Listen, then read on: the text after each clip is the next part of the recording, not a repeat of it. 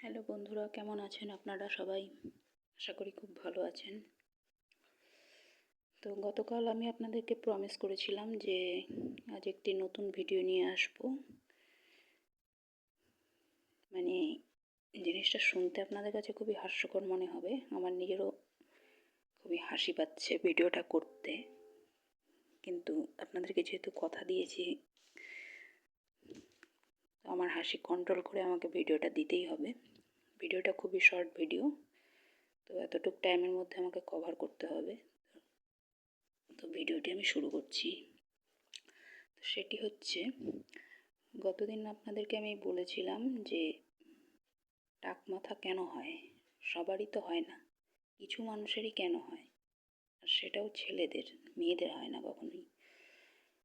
এক দুটো মেয়ের, আমি আমার আজ পর্যন্ত লাইফে দুটো মেয়েকেই শুধু দেখেছিলাম মাথায় টাক পড়েছে। তো সেটা তো আমি কনসিডার করব না, কারণ যেটা সংখ্যায় বেশি হবে সেটাকেই আমি ধরবো, তো ওটাকে আমি ধরবো না। বেশিরভাগ ছেলেরই মাথায় টাক থাকে, খুব কম ভাগ্যবান ছেলে আছে যাদের মাথায় টাক থাকে না।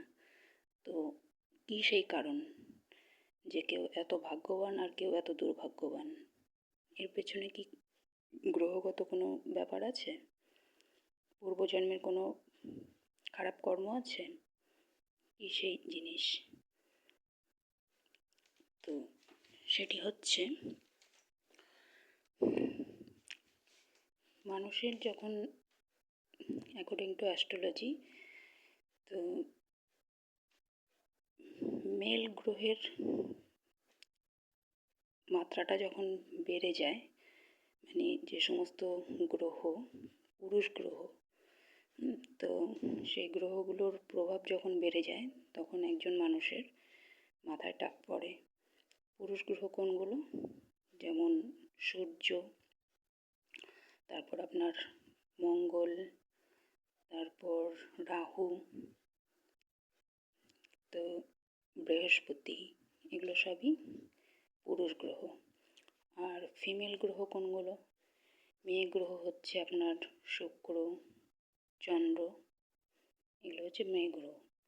তো যাদের মেয়ে গ্রহের প্রভাব বেশি থাকে সেসব মানুষের মাথায় আপনি সবসময় চুল দেখতে পাবেন, তারা খুবই ভাগ্যবান।